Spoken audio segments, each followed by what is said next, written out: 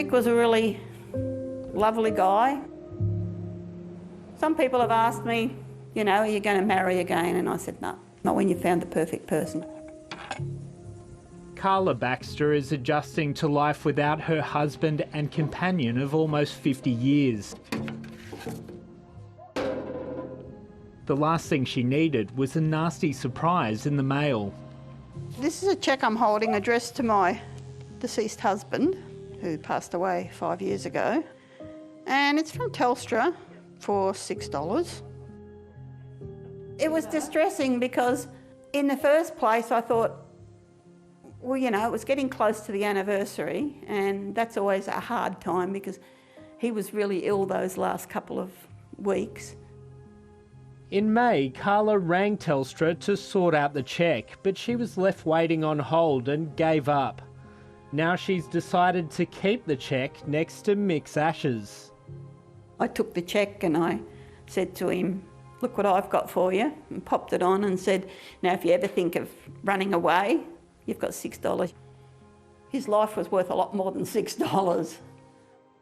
Carla notified Telstra of Mick's death 3 years ago before she moved house, but she was never put through to the compassionate care team. She also never gave Telstra her new address. Telstra and all those companies really need to think about what they're doing. Just a computer like robo-debt, maybe the computer, they'll blame the computer did it, but how the computer found me, we'll never know. 20 grieving families have told 7:30 about their struggles with Telstra after a loved one dies. 2 families even claimed they pretended to be their deceased relative after customer service reps insisted on speaking to the dead account holder. Some just want the correspondence to stop, but still it keeps on arriving. I don't want it. I've said it's distressing to see her name coming up all the time. Hobart pensioner David Farnham is deeply frustrated with Telstra. For over a year, letters addressed to his late wife Maureen keep arriving. Same as all the other ones. They still can't get it right. Even talking about Maureen's loss is hard. Yeah. She was the love of her life. I've known her for 60 years. We were married for 58. And I can't do without her. I'm sorry. The 81-year-old struggles with technology but has called and repeatedly visited his local Telstra store asking for the contact to stop. Nothing's worked. I mean, it can't be difficult to stop a piece of paper. I don't think they really know what they're doing. Something else today? Oliver Hagan, who runs this organic food business in Melbourne, has been trying to stop Telstra sending letters to his late father Royce, who died of cancer. But they've kept coming for almost a decade. There was one time in 2020 that really sort of hit me hard when I called them and they said he'd been into a shop and he'd purchased something, and I was like, no, he hasn't done this. They tried to convince me that he had, and I'm like, look, he's dead. It wouldn't take much for them to change these things, and if they need to kick up the arse from the government, then yeah, they've got to get it done.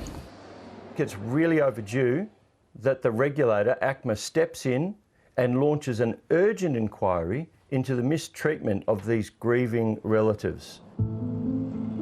Alan Gray is a financial counsellor in Broome, Western Australia, who works with Indigenous clients from remote communities. In 2019, he intervened to stop Telstra pursuing an Aboriginal woman for a debt of a few $100s owed on her dead husband's account, money she didn't need to repay. Well, my client was extremely distressed. I clearly remember my client explaining that to me, that she'd explained to Telstra on the phone that her husband had died. We did work with Mr Gray and the customer to fix that account. Unfortunately, we weren't aware, or we cannot find any evidence of being made aware of that situation prior to that. Does that mean it didn't occur though?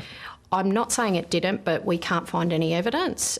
Claire Johnston is a Telstra executive responsible for call centres and complaint handling. I've interviewed a man named David, and I'd like you to watch this clip of him telling us about his frustrations with dealing with Telstra.